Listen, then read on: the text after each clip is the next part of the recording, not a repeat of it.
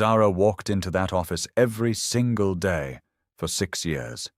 6 years of 5 a.m. alarms while the city was still dark and quiet outside her window, and the rest of the world had not yet decided to wake up. 6 years of solving problems that would have swallowed anyone else whole. 6 years of being the actual engine, the invisible, tireless, load-bearing engine of a company that had her fingerprints on everything and her name on absolutely nothing. And on a cold Tuesday morning in October, Richard Kim stood in the middle of that open floor in front of every person who had ever watched Zara work, and pointed at the door. Not in private, not with the decency of a closed office and a lowered voice. In front of the entire floor, in front of Clare and Zara, she did not flinch. She did not raise her voice. She did not give him the satisfaction of a single visible emotion. She picked up her bag from the edge of her desk, smoothed the front of her blazer with one hand, slow, deliberate, like she had all the time in the world. And she walked out of that office so composed, so unhurried, so completely and devastatingly unbothered, that the silence she left behind shook the walls. People would talk about that walk for months. But here is what nobody in that room understood in that moment. What Richard, standing there with his arms still extended and his chest still full of borrowed authority, did not know. What Clare, sitting at the glass conference table with her hands folded and her eyes carefully fixed on the surface in front of her, did not know. Zara had not been caught off guard. She had been ready for that exact moment for 90 days. She just needed Richard to believe it was his idea. This is not a story about a woman who got fired. This is a story about a woman who built the exit so carefully, so quietly, so surgically, that the man who pointed her toward the door had no idea he had just triggered the collapse of everything he had spent 6 years building on her foundation. She was already 3 moves ahead before he finished pointing. If you are new here, welcome. And you need to subscribe right now because the kind of stories told on this channel are not for everybody. They are for the ones who have been overlooked, underestimated, passed over and still showed up anyway. Hit subscribe, drop a hello in the comments so the room knows you are here, and do not go anywhere. Because we are just getting started. Welcome to the BlackHan family. Zara Mitchell was 28 years old the first time she walked through the glass doors of Nexus Capital Group. No family connections pulling strings from behind the curtain. No inheritance cushioning the risk. No last name that unlocked rooms before she even knocked. Just a mind that moved faster than most people in any room she had ever been in, and a hunger she had inherited from watching her mother clean other people's office buildings in downtown Chicago for 19 years. 19 years. 19 years of her mother's hands maintaining spaces that carried other people's names on the doors. Other people's dreams are framed on the walls. Other people's legacies her mother quietly kept polished and running without ever once being asked how she was doing. Her mother used to say it softly, almost to herself, like a quiet prayer that had never stopped. Zara, make sure your name is on the door. Zara carried that sentence into every room she was ever told she did not belong in. She carried it like armor, like a compass, like a debt she intended to repay by becoming undeniable. Nexus Capital was a mid-size investment firm with serious ambitions and a quiet, dangerous problem. Their client retention was bleeding. Slowly.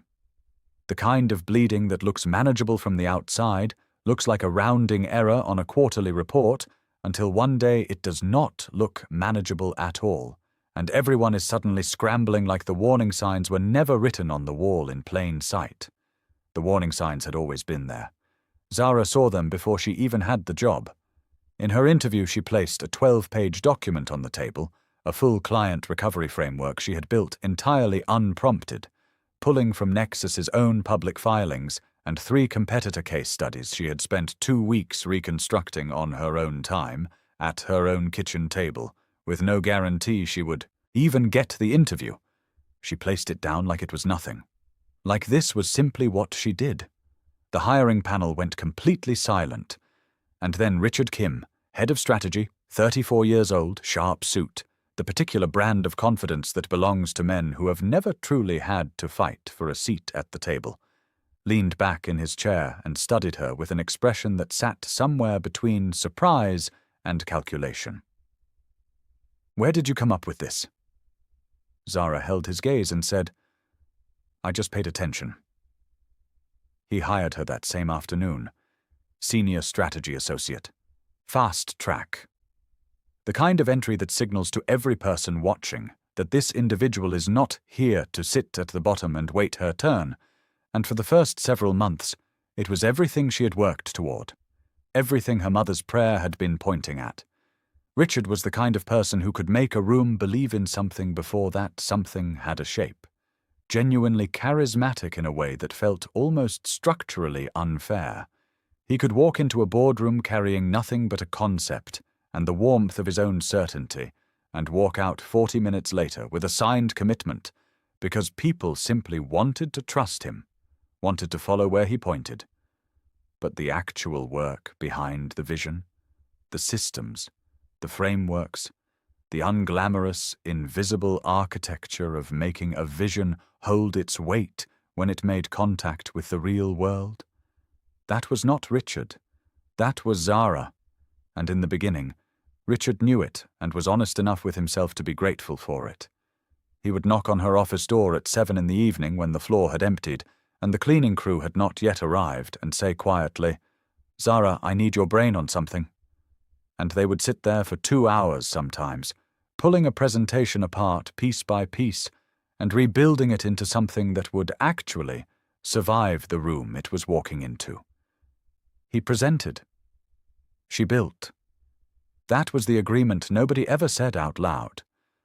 The understanding that lived in the space between what was acknowledged and what was not. And for a while, Zara told herself it was fine. She was learning the room, building her reputation quietly, getting access to conversations she would not have reached this fast anywhere else. She told herself that people like Richard, visible, celebrated, connected, eventually give credit where it is actually due. She believed that for 2 years. The Wednesday that changed something permanent in her was in February. Chicago cold that does not negotiate, the kind that gets into your bones and makes every decision that brought you to the Midwest in winter feel like a question worth revisiting. Richard had just closed the Harmon Group account, the biggest single client acquisition in Nexus Capital history, the kind of win that gets mentioned in board presentations for years afterward. The office celebrated like they had collectively won something personal. Champagne on a Wednesday afternoon, speeches from leadership. His name mentioned 11 times, 11, in the company-wide email that went out to every employee and every board member before 5 o'clock. Zara's name was not mentioned once. She had spent 4 months building that relationship. 4 months of early morning calls with Harmon Group's CFO, a man who did not trust easily and needed to be shown rather than told. 4 months of customized reporting decks rebuilt from scratch because the standard templates were not sophisticated enough for a client of that caliber. 1 flight to Atlanta on a Friday over a weekend she did not get back, where Zara sat alone in a boardroom across from their full executive team for 3 hours and answered every hard question they had until there were simply no more questions left to ask. 4 months, 11 mentions of his name, 0 mentions of hers. Zara sat at her desk that evening after the last voice had gone quiet, and the last light had been switched off on the floor around her. She read that email 3 times. She did not cry. She did not call anyone. She did not walk down the hall and say the thing that was sitting on the roof of her mouth. She opened a new document on her laptop, and she began writing down everything she knew, every client relationship she had personally built from nothing, every internal system she had designed and implemented, every process running quietly inside Nexus Capital that existed because of a decision Zara had made, a framework Zara had constructed, a problem Zara had solved before it was ever visible enough for anyone else to call it a crisis. She did not have a plan yet, not a complete one. But something had shifted in her that evening, shifted the way tectonic things shift, slowly and then permanently, and it was never going to shift back. And then Clare Whitfield arrived, Director of Client Experience, a title that had been created, somewhat specifically, to bring in someone with Clare's particular combination of credentials and connections. Old money with newer ambition layered carefully on top. The right schools, the right last name, the kind that carries its own introduction into rooms that do not advertise their doors. Clare was sharp. Zara would never take that from her. She was genuinely intelligent in the way that certain people are. She read rooms the way others read pages, instinctively tracking where the gravity was and moving toward it with the natural ease of someone who had been moving toward gravity all her life. And the gravity at Nexus Capital moved in Richard's direction. Within 3 months of Clare's arrival, something shifted between her and Richard in the way things shift when two people make a mutual, unspoken decision that the professional boundaries between them are more of a suggestion than a rule.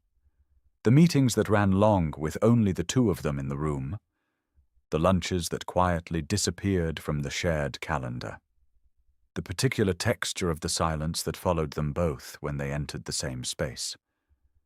Zara noticed every single thing. She said nothing, because what Zara understood, what neither Richard nor Clare had the presence of mind to stop and consider, was that when two people become that absorbed in each other, when attention narrows to a single tunnel and everything outside that tunnel goes slightly out of focus, a very specific and very consequential thing happens. They stop watching everything else.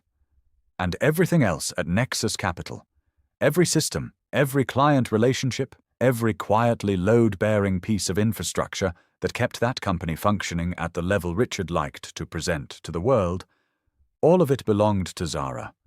She kept showing up, kept building, kept being the engine nobody photographed or thanked or put in the email. But the document on her laptop kept growing, page by page, quietly. The way the most consequential things always do. We are just getting started. What Richard does next is going to make your jaw drop. Tell me in the comments, have you ever poured everything into something, a job, a relationship, a team, and still been made to feel invisible? Because Zara's story is real in more ways than one, and I have a feeling some of you know exactly how this feels. Zara was not the kind of woman who talked about her personal life at work, not because she was ashamed of it, not because there was nothing to tell, but because she had learned early, the way women in certain rooms learn things quietly and permanently, that the moment you let people see where you are soft, they will press there first. So nobody at Nexus knew about Dominic. Nobody knew that she went home every evening to a man who had once looked at her like she was the most extraordinary thing he had ever been in the same room with. A man who used to leave coffee on her desk before she woke up, and who could make her laugh in the middle of an argument, which she had always considered its own kind of dangerous talent. Nobody knew that somewhere between her 2nd and 3rd year at Nexus, that man had slowly, almost imperceptibly, begun to shrink her. Not with cruelty. Dominic was never cruel. That would have been easier to name, and easier to leave. He did it the way certain people do, with a kind of gentle, persistent doubt dressed up as concern. When Zara stayed late at the office, he would say he was worried about her. When she talked about the Harmon Group account at dinner, he would listen with a patience that felt, just slightly, like tolerance. When she got the fast-track designation in her first year, he smiled and said he was proud of her, and then changed the subject so smoothly she almost did not notice. Almost. There was a night. She remembered it specifically because it was raining, the kind of Chicago rain that makes the city look cinematic from the right window, when Zara had just finished rebuilding an entire client framework from scratch after Richard had walked into a meeting unprepared and nearly lost them a 7-figure relationship. She came home at 11, sat down at the kitchen table, did not even take off her coat. Dominic stood in the doorway of the kitchen and looked at her and said, "Zara, when is this going to be enough for you?" And she looked up at him, and something moved across her face that she could not quite name in the moment. She knows what it was now. It was recognition.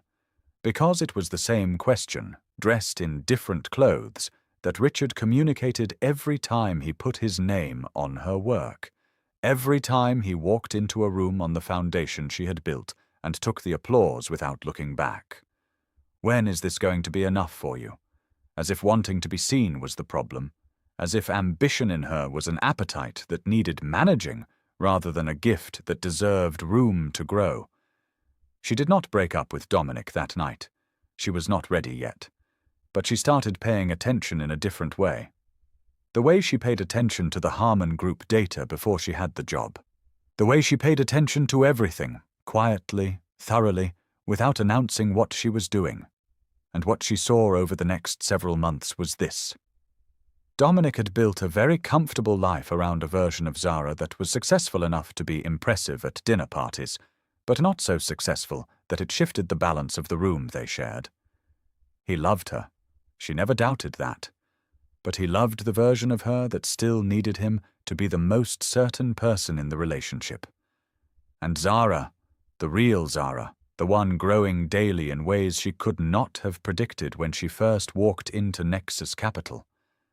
That woman made Dominic feel something he could not articulate and would never admit. She made him feel like he was standing still. That is a particular kind of threat that lives in the chest of people who are not growing. And rather than grow, some people reach for the thing beside them and press down, gently, consistently. With a smile and a coffee left on the desk, and a, "When is this going to be enough?" Zara filed all of it away. She kept loving him because she wasn't someone who abandoned things easily. That was both her greatest quality and the thing that had kept her in rooms she should have left earlier than she did. But the document on her laptop, the one that had started the night after the Harmon Group email, had a section now that had nothing to do with Nexus Capital. It was a list, short, no headings, just a quiet, honest accounting of what she was carrying in her personal life and what it was costing her. She looked at that list on a Sunday morning in April while Dominic was still asleep, and the apartment was so quiet she could hear the refrigerator hum. She looked at it for a long time. Then she closed the laptop, made herself a coffee, and stood at the window watching the city come alive below her. She was 30 years old. She had been patient. She had been measured.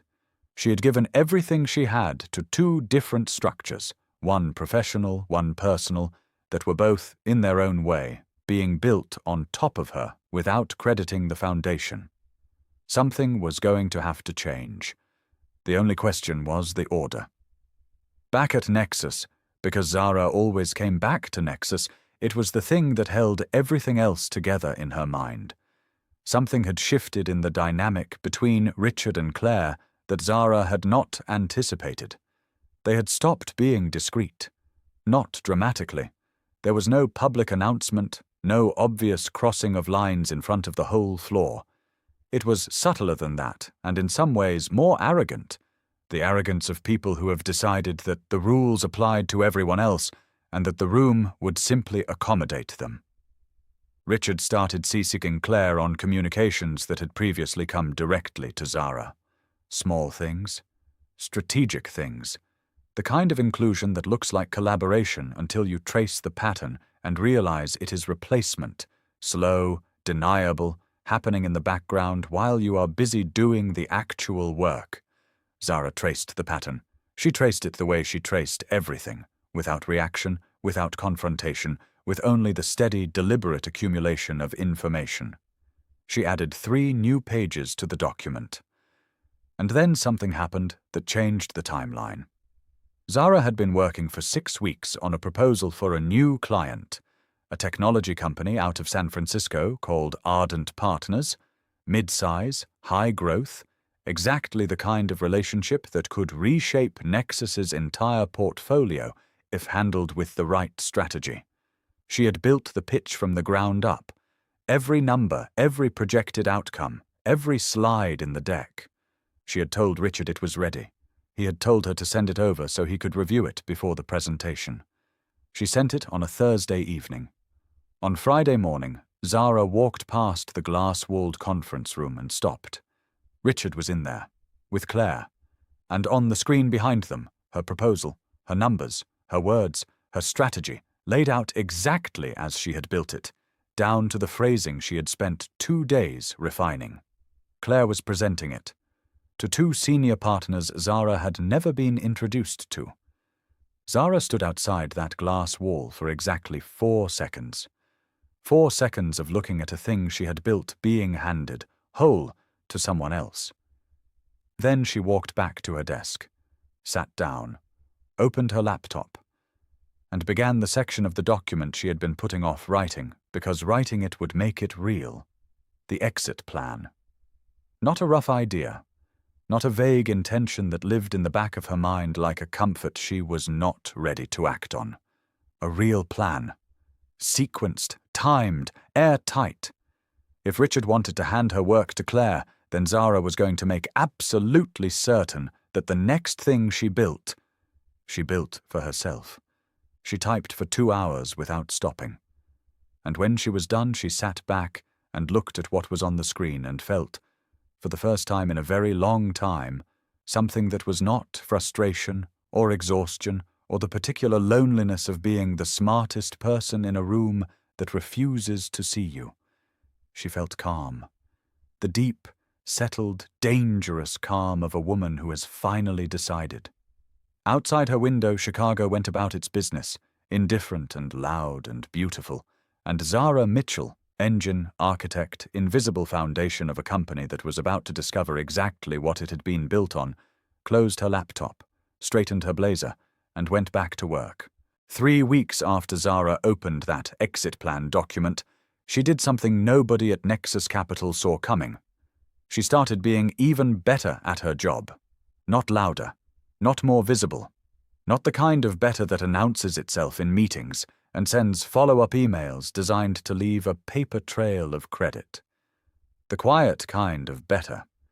The kind that moves underneath everything like a current nobody can see until they are already being carried by it.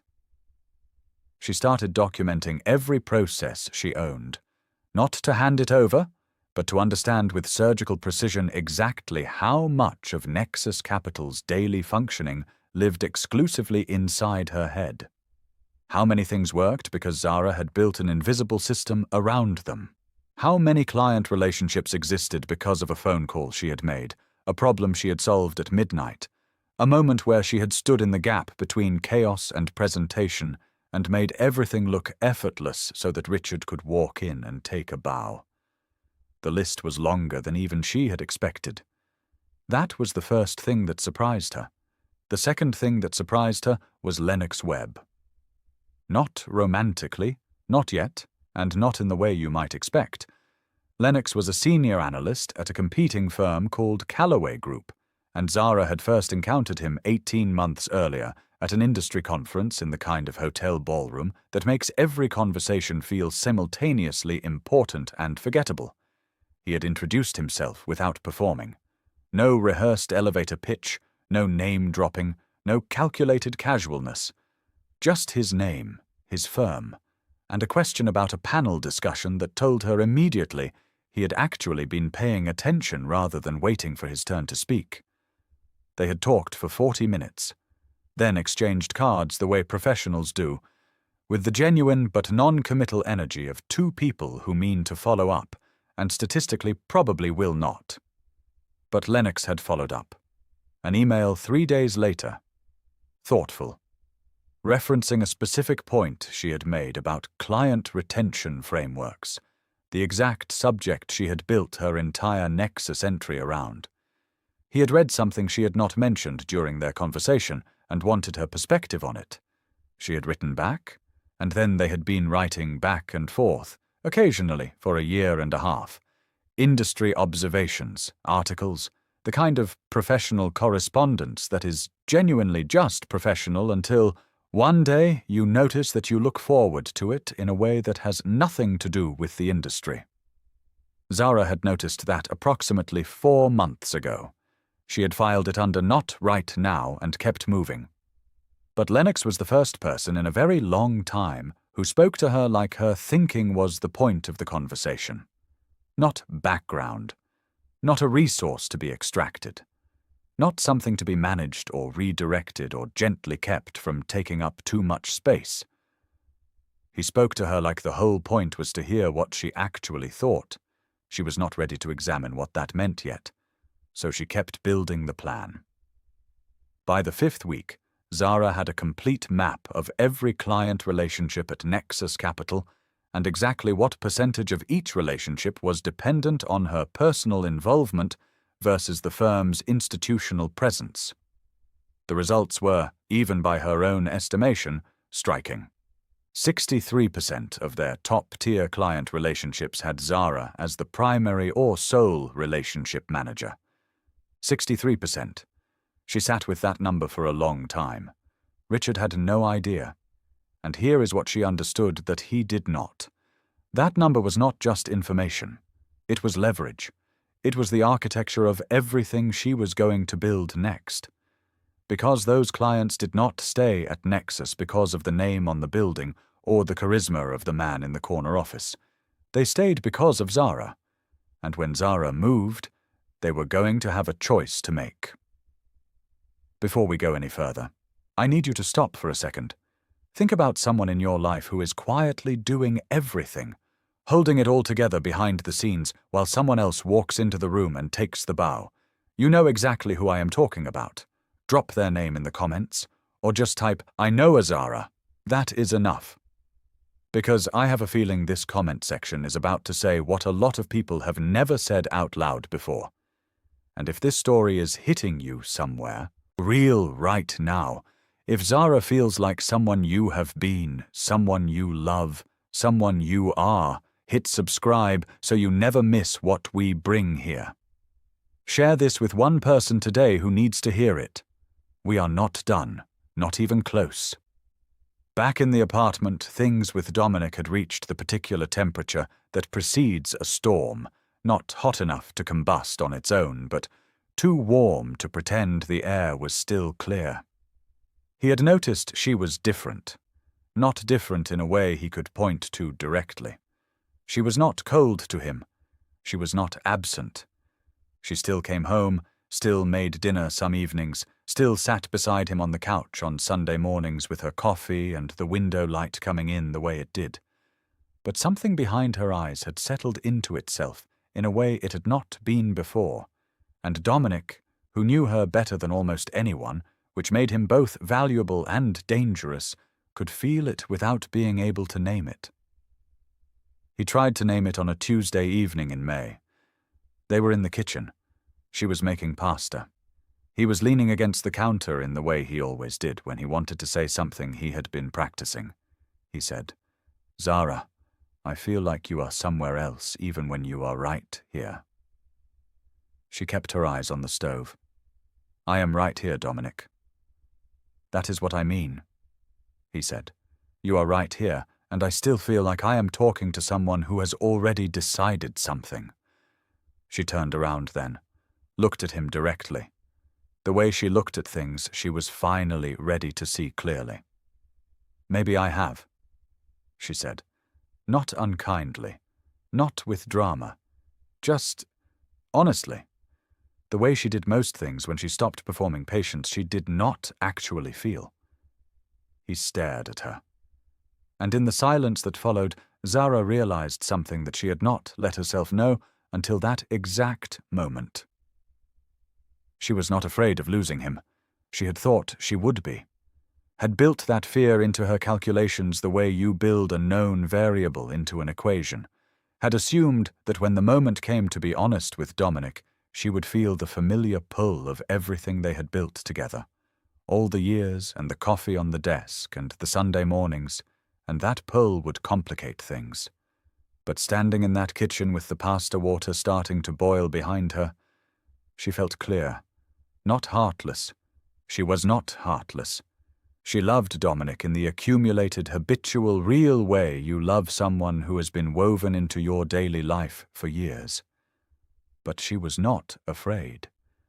And the absence of fear told her everything she needed to know about how long she had actually been ready for this. She did not end it that night.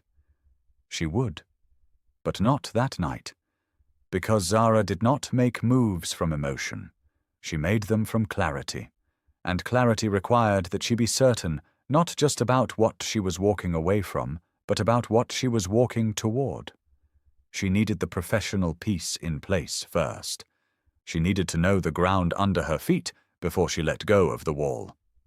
Back at Nexus, the ardent partners situation had developed in a direction that Zara had not fully predicted, which was rare enough that she paid it very specific attention.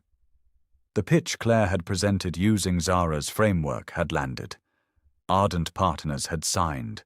It was being celebrated internally as a major win, and Richard was riding it the way he rode every wave that Zara had generated, at the front, fully visible, entirely comfortable. But 3 days after the signing, Zara received a direct email, not through Richard, not CC'd to Clare, direct.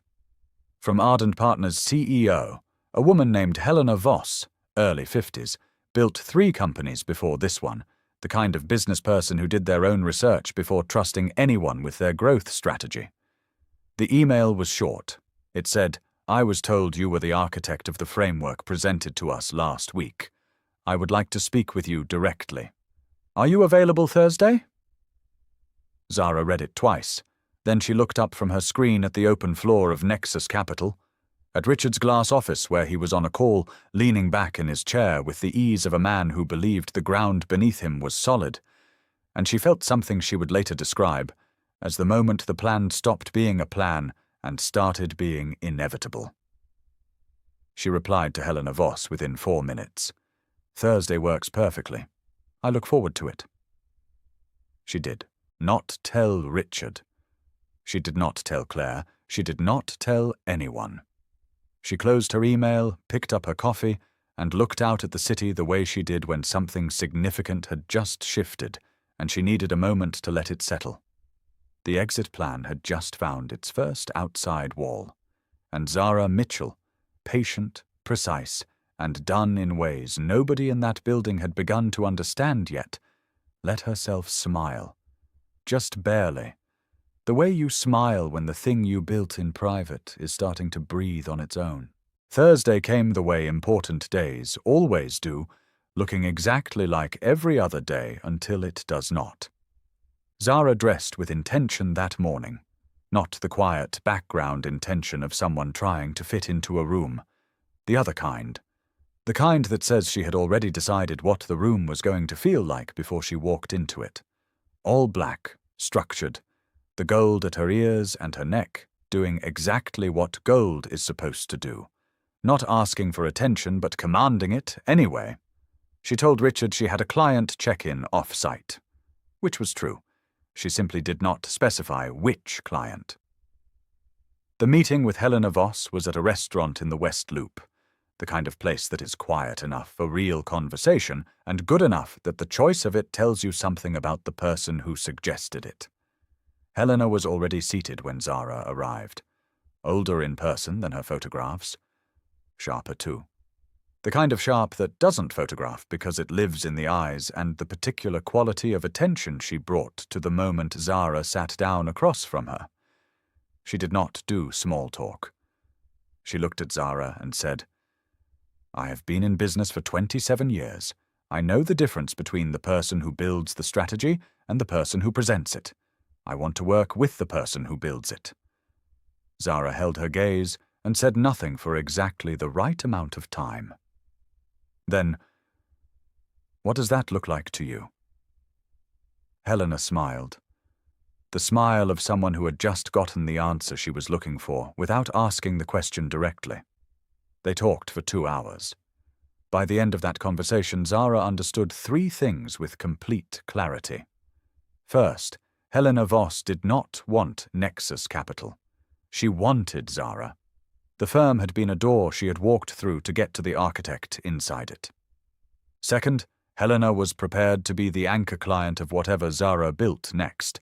Not a maybe, not a let us stay in touch. A real commitment from a woman who did not make commitments she did not intend to honor. Third, the exit plan that Zara had been building in the quiet hours of early mornings and late evenings was no longer theoretical. It had a foundation now.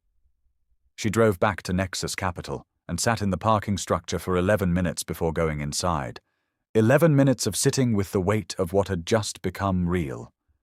Then she went upstairs, sat at her desk, and worked for the rest of the afternoon like nothing had happened. That was the thing about Zara that people consistently underestimated, her ability to hold something enormous in her chest and still function with complete precision on the surface. It looked like calm. It looked like contentment even. It was neither.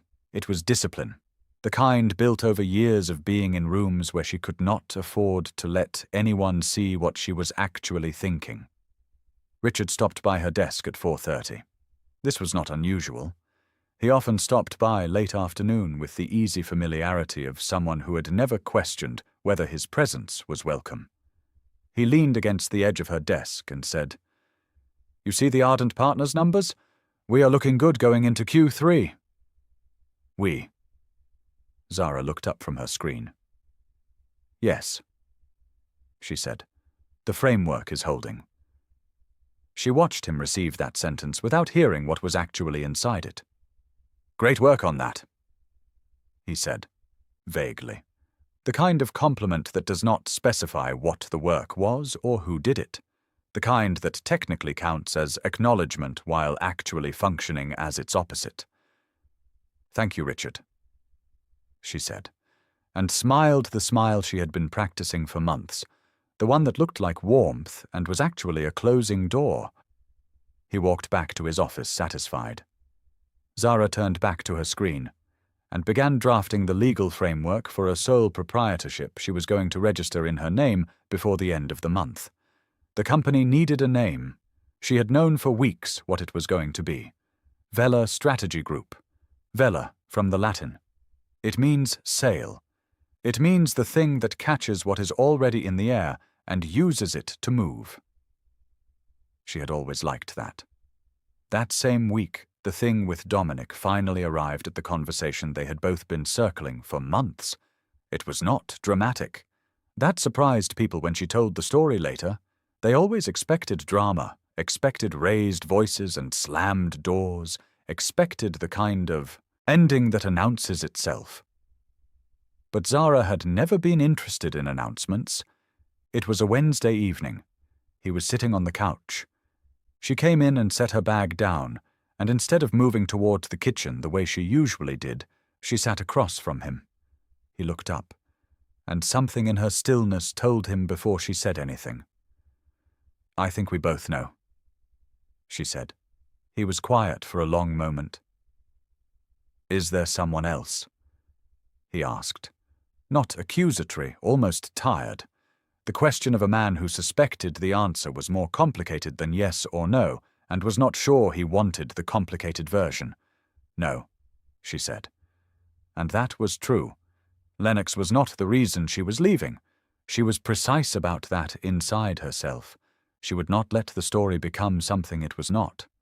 She was leaving because she had spent 2 years slowly disappearing inside a relationship that was comfortable with a smaller version of her, and she was done making herself smaller for rooms that were not big enough.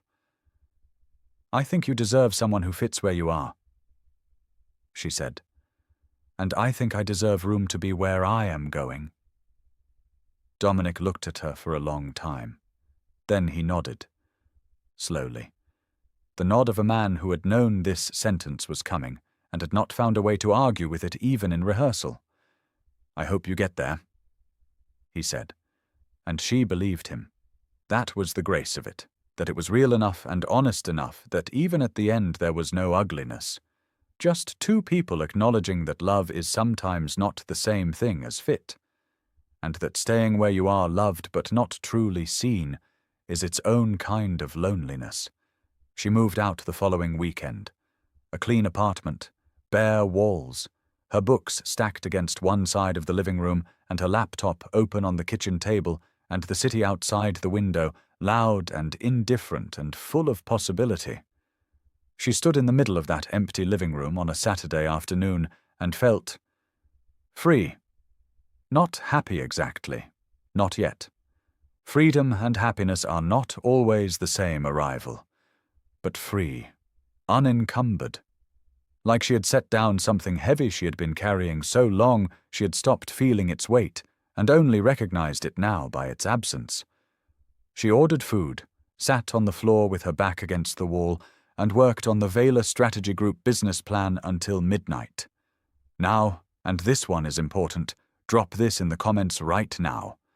At this point in Zara's story, with everything she has walked away from and everything she is walking toward, would you have had the courage to do what she did? Be honest, because most people would have stayed. Most people stay. Tell me why you would or why you would not, because this comment section needs that conversation. Back at Nexus, the ground was beginning to shift in ways that Richard could feel but not locate. It started small. A client called Harmon Group, the account that had launched Richard's most celebrated year, requested that their quarterly review be handled by Zara specifically. Not the account team, not a senior partner. Zara, by name. Richard approved it without thinking twice because approving it was easier than examining what the request implied. Then a second client made a similar request. Then a third. Richard mentioned it to Clare over dinner. They were openly together now.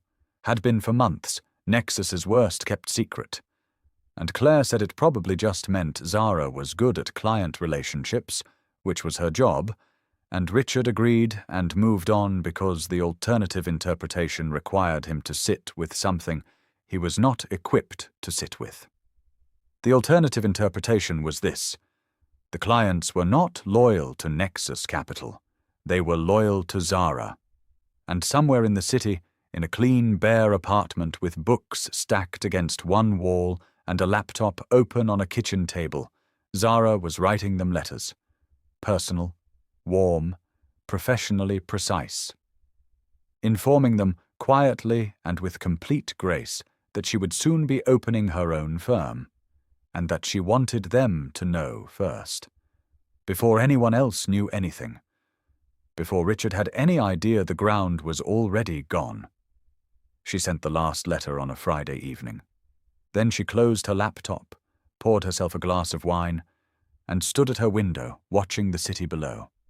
The same city her mother had cleaned buildings in for 19 years, the same city that had never made anything easy for either of them, and she let herself feel, for just one moment, the full size of what was about to happen. Then she set down the glass, picked up her phone, and sent Lennox Webb a message that said, "I think I am ready for that coffee we never got around to." She watched the 3 dots appear almost immediately. His reply came in 11 seconds. "I have been ready for a year and a half. You name the place." She smiled. The real one this time. Not the closing door smile she kept for Richard's office, the one she kept for herself. And outside, Chicago did what Chicago does.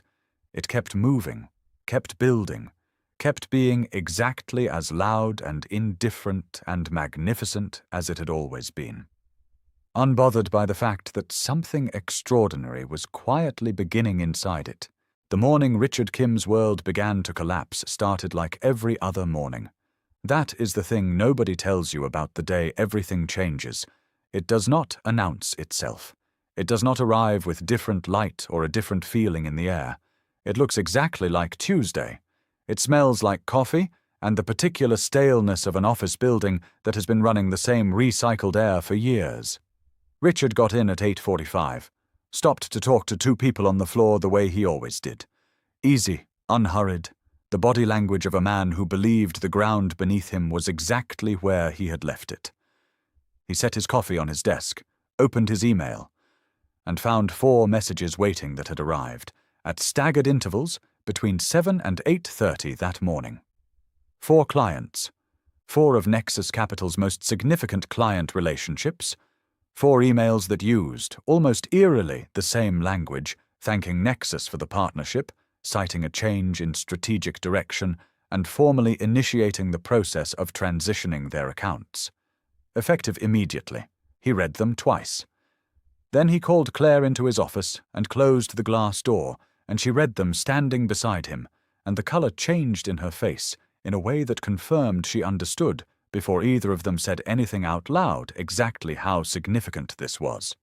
4 clients represented, and Richard had to pull the numbers because he had never actually tracked this specifically, had never needed to, had always assumed the portfolio was more distributed than it actually was. 31% of Nexus Capital's active revenue. 31%. Gone by 9:15. He called the first client directly. A man named Patterson at Harmon Group, who had always taken Richard's calls, who had always been warm and collegial and easy to read over the phone. Patterson picked up on the second ring. Richard started to speak, started to say something about wanting to understand the decision, about hoping they could find a path forward, about the relationship they had built. And Patterson said, gently but with the finality of something already decided, "Richard, I think you know this is not about Nexus. You are a smart man. I think if you sit with it you will understand what happened here." The call lasted 4 minutes. Richard sat at his desk afterward and stared at the city through his floor-to-ceiling windows. The same view he had looked at for 6 years with the easy confidence of a man who believed the view was a reflection of something he had built. And for the first time, he sat with it, the way Patterson had told him to. And what came up, slowly, the way cold water rises, was Zara. Every client who had written that morning was a client Zara had built. Every relationship that was walking out the door had her fingerprints at the foundation. He knew that. He had always known it the way you know things you choose not to examine, peripherally, deniably, at a comfortable distance from full acknowledgement. But now the distance was gone. He picked up his phone and called her. It rang 4 times. Voicemail. He called again. Voicemail. He opened his email and typed, "Zara, we need to talk. Please call me back as soon as you get this. It is important." He stared at the sent message for a moment. Then, because Richard had always been better at motion than stillness, he stood up, walked to her desk on the open floor, and stopped. Her desk was clean. Not the clean of someone who had tidied before leaving for a meeting. The clean of a surface that had been deliberately, methodically cleared. The kind of clean that is a message dressed as an absence. Her monitor was still there. The chair was still there. But every personal item, the small framed photograph, the particular notebook she always kept to the left of her keyboard, the coffee mug that had been there so long it had become invisible. Gone. Richard stood at that desk for a long moment. Around him the floor continued its mourning. Keyboards, conversations, the ambient sound of a company running the way it always ran. Except it was not running the way it always ran. And somewhere under the noise of the morning, in the particular frequency that only arrives when something structural has failed, Richard Kim could feel it. The hum was different. The machine was still moving, but something inside it was grinding in a way it had not ground before, and he did not know, had never needed to know, enough about the machine to identify which part was missing. He went back to his office, closed the door, and for the first time in 6 years, really, honestly, without the comfortable buffer of his own momentum between himself and the question, he tried to trace what Zara actually did, not what her title said, not what he would have written in a performance review, what she actually did, the real work, the daily infrastructure of the thing. An hour later he had 2 pages of notes and a feeling in his chest that he could not name professionally, but would have recognized immediately in any other context. It was the feeling of a man standing in a house he has lived in for years, in the dark, reaching for a light switch, and finding only wall. Across the city, In an office that did not yet have its name on the door but would within the week, Zara was in her second meeting of the day. The space was borrowed. A WeWork floor in the West Loop, clean and anonymous, 3 chairs and a glass table, and the city visible through windows that faced the same direction as her old ones at Nexus, but felt entirely different to look out of. Different because the view belonged to her now.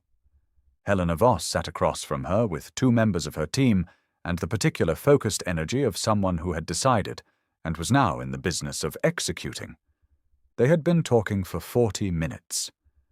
At the end of it, Helena slid a folder across the table, a letter of intent. Ardent partners formally committing to Vela Strategy Group as their exclusive strategic consultancy for a minimum of 24 months. Zara looked at it. Did not reach for it immediately.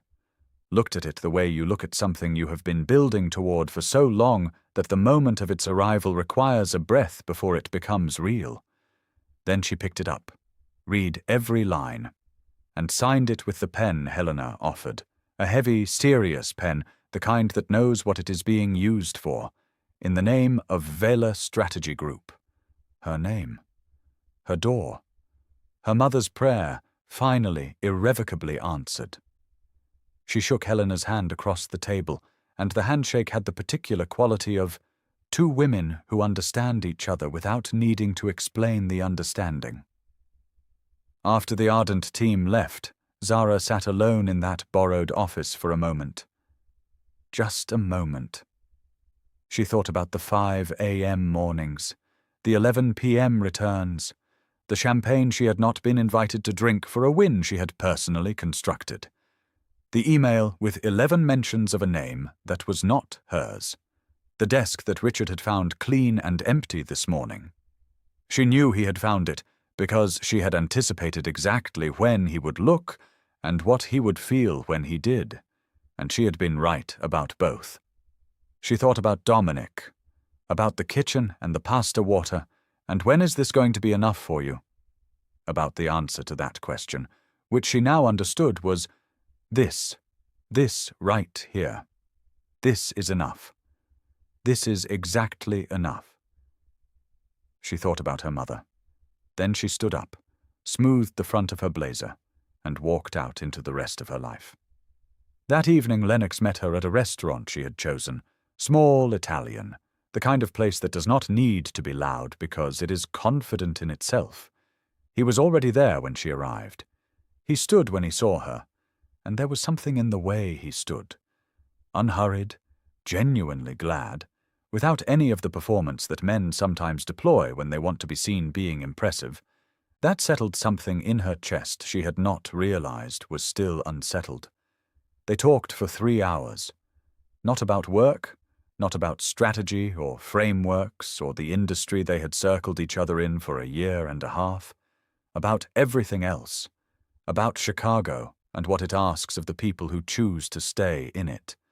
About her mother and his father and the particular weight of being the first in your family to build something with your name on it. About fear.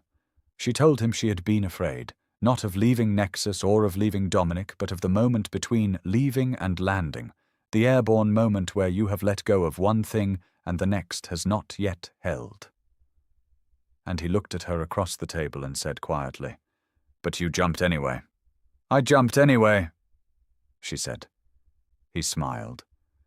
And Zara, who had been the most composed person in every room she had ever been, in for 6 consecutive years, who had mastered the art of holding everything enormous inside her chest without letting a single degree of it show on her face, smiled back. Not the closing door smile, not the one she kept for Richard's satisfied exits. The real one, the one that had been waiting, patient and uncollapsed through all of it. 3 weeks later, Nexus Capital lost 2 more clients. Then a 4th senior analyst, one of the ones who actually understood how the internal systems worked, submitted her resignation. Then the Harmon Group CFO, the man Zara had spent 4 months building a relationship with before Richard's name went on the email, reached out to Vela Strategy Group directly. Richard called 3 more times. She did not answer. Not out of cruelty, Not out of spite, not because she wanted him to feel the specific texture of being ignored by someone he had ignored. She did not answer because she was busy. Because Vela Strategy Group had 3 confirmed clients in its first month of operation, and a 4th in conversation, and an inbox that was filling with the kind of messages that arrive when the right people in the right rooms start talking. She did not answer because she had spent 6 years making time for a room that never made time for her. And she was done. She was building something. Her name was on the door. And on a Tuesday morning, a different Tuesday from the one where Richard had pointed at a door he thought he owned, Zara Mitchell stood at the window of what was now officially, legally, visibly, the office of Vela Strategy Group, and looked out at the city her mother had cleaned buildings in and felt the full weight and the full lightness of everything it had taken to get here. Both at once. Heavy and free. Earned. Her phone buzzed on the desk behind her. Lennox. Dinner tonight? I found a place. She looked at the message for a moment, then looked back out at the city. Then typed back, "Yes, but I am choosing the wine." His reply came in 7 seconds. "I would not have it any other way." She set the phone down, picked up her coffee, and got back to work. But here is what nobody tells you about women like Zara. The story does not end when they win. It deepens. Because Richard Kim? He just found out something about the Ardent Partners account that is going to change everything you think you know about how calculated Zara's plan actually was. And Helena Voss? She knows something about Nexus Capital, something she has known for a long time, that Zara does not know yet. And Lennox? Lennox has a history with Richard that neither of them has mentioned to Zara. Not yet. Part 2 is coming. And I promise you, you are not ready. Subscribe. Share this with someone who needs Zara in their life today. And drop in the comments, what was the moment in this story that hit you the hardest? Because I need to know. Part 2 drops soon, and when it does, everything you thought you understood about this story is going to shift. Zara Mitchell is just getting started. And so are we.